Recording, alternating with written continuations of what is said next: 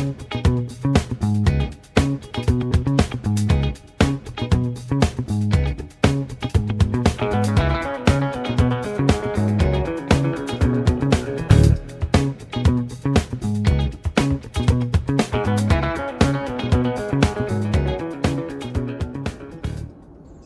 morning and welcome to Occam's Razor Gardening, Cooking and Canning, where we do a daily update on the growth of the garden.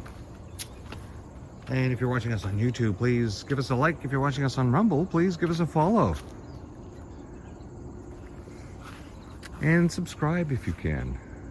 And leave a comment. You have no idea how just doing those things really helps to drive the channel. Well, you're looking at my squash box as it's coming towards the season end, eh? The cold weather. Went down to 13 or 12 last night. Yeah, so still waiting for the squashes to yellow out, to the spaghetti squashes anyway. This is a zucchini. Yes, look at it, built like a squash. Well, it is a squash. I meant spaghetti squash. And yeah, grew there by mistake. Well, I'm a little perturbed this morning after finding this out. Oh, there's our pepper plants. We should probably do some canning today. I think I've accumulated enough zucchini now. Yeah, so I don't know if you've heard about the bees in Australia. Here's our other pepper plants. So the bees in Australia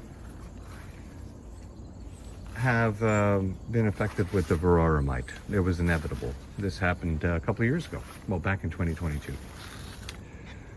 I did an apiarist course and some training 25 years ago. And back then when we did that training, oh, look at this nice flower right here. It's still opening up. Go have a look here.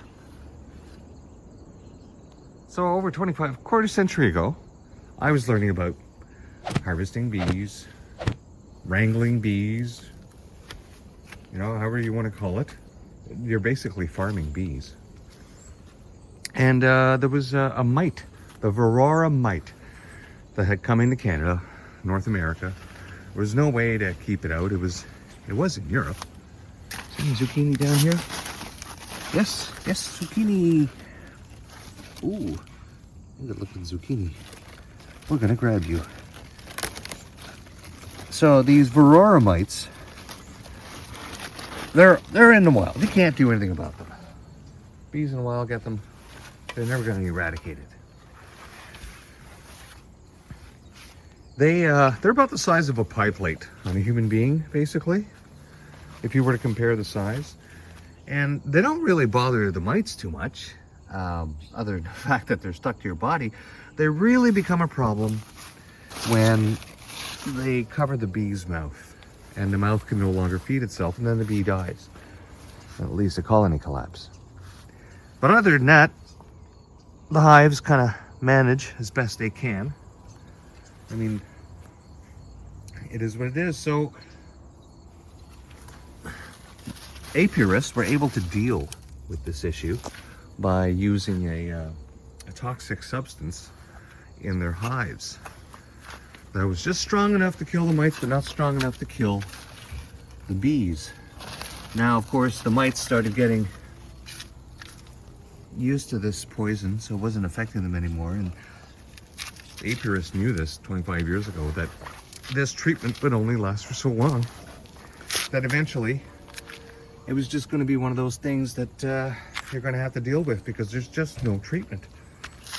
You cannot control these mites. They're everywhere. So Australia gets them 3 years ago. What do they try to do? These monsters. For the past 4 months, they've been going around the hives in Australia in 3 areas, 14,000 hives. The government just shows up, starts pouring petrol, gasoline into the hives, kills all the hives. 14,000 hives. You imagine that? 14,000 honeybee hives destroyed. Now, it's not so much for the hives. but the people who are working these hives, like a farmer works their land. These people's businesses destroyed, and no compensation. $120 million in suing in Australia against the government to try to get some form of compensation. And when a family runs an apiary or a farm, the whole family's involved. And the government just shows up, kills all your farm animals. Why? Because of biodiversity. Ah yes, biodiversity. Now if you look at the websites in Australia, they're going to tell you, oh, we got to kill them to get rid of the mite, and they carry viruses. Oh yes, the virus, the old virus thing. We saw how effectively they used that scare mechanism 5 years ago to put fear and control into people. Now I don't know if you're aware, but there are 400 ostriches in Canada that got an avian flu, took out a chunk of the herd. The rest of the herd lived, leaving 400 birds. And so of course they all have immunity now. And what does the government want to do? They want to destroy the herd. They want to destroy all these massive birds because of biodiversity or biosecurity. They have no way to test. They've told them that if they test the birds, it's a $600,000 fine, and no, was it $500,000 fine, and it's ridiculous. Hundreds of thousands of dollars in fines and 6 months in jail is what they're threatening people if you test the birds to confirm whether or not they have what the government wants to come in and kill them for. Now, there's nothing wrong with these birds. I suggest you go in and look up what's going on. But it's that very thing, right? If the government thinks that your farm animals or your pets or any animals you have on your property are a threat to their control over you, they will come and just kill everyone all. Kill them all. 220 days, healthy ostriches thriving with natural herd immunity. And here we are with blessings and heartbreak. So blessings are all of you who continue to support us. And the heartbreak is that we are being restricted from testing and proving the health of these animals. It's undeniable. We have undeniable proof that nature works, that these animals are not just surviving, that they've recovered with resilience, developed strong antibodies, and that could help both animal and human health. They are living, breathing evidence that there is something greater than fear and greater than policy. In the UK, people have had backyard chickens for years. Now in the UK, you have to register your chicken so that they know where all the chickens are, so that when they can come and kill all your chickens for biosecurity. Oh, it's avian flu. You cannot control it. It's everywhere. There's birds everywhere. Unless you kill all the freaking birds on the planet, you're not going to be able to stop it. So what do? So back to Australia, and they killed all the bees. There's our monster kale. Now, of course, the farmers are like, well, what the hell are we going to do next year for pollination? They're trying to kill you. The governments in the West, we're seeing this in Canada, Australia, UK, they are slowly taking control of everything in agriculture, spraying poison, like I mentioned this in the 100th episode, the glyphosates. They're not going to kill the bees by showing up and dousing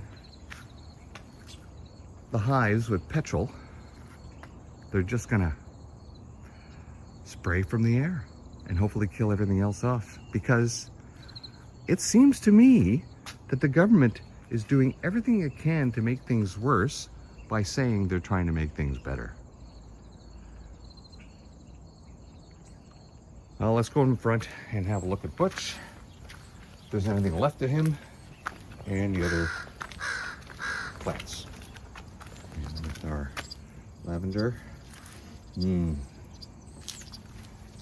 the government's answer to wipe everything off the map and start anew, so that what they've identified as bad cannot continue, goes against the laws of nature. nature will find a way. Nature always does.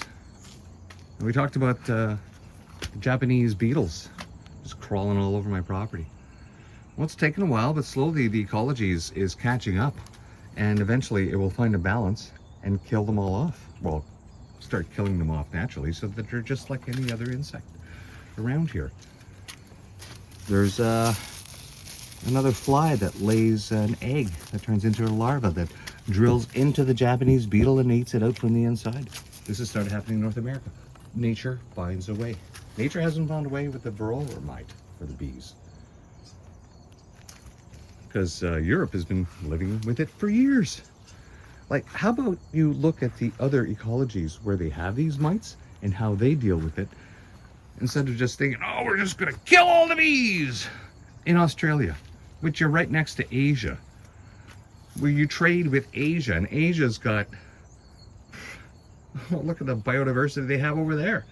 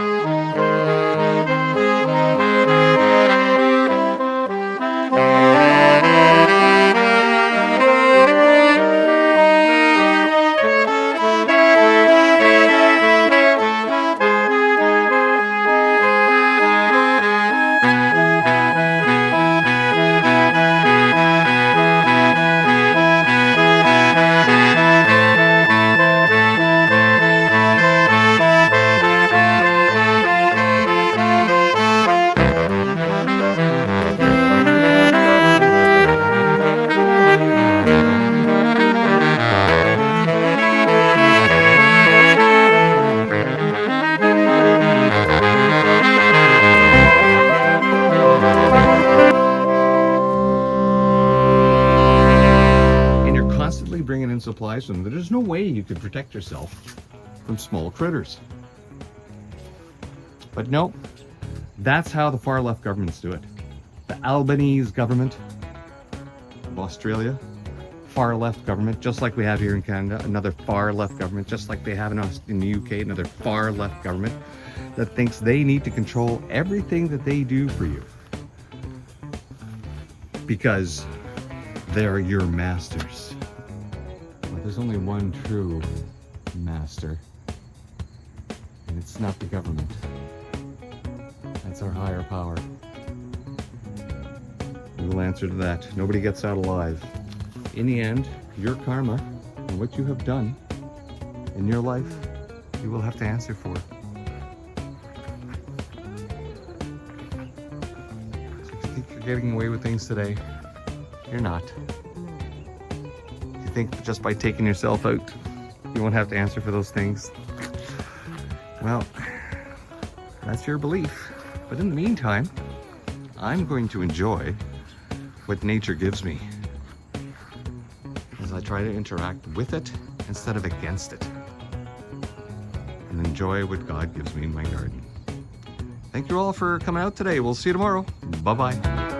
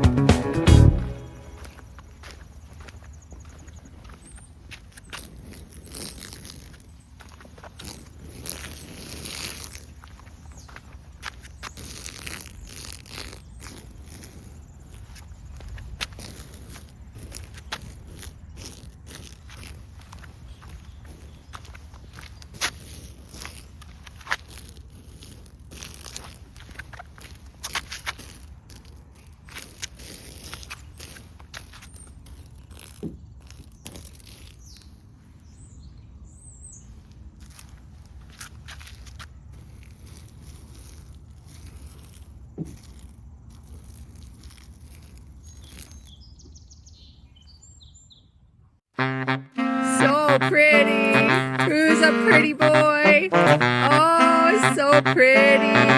Who's a pretty bird?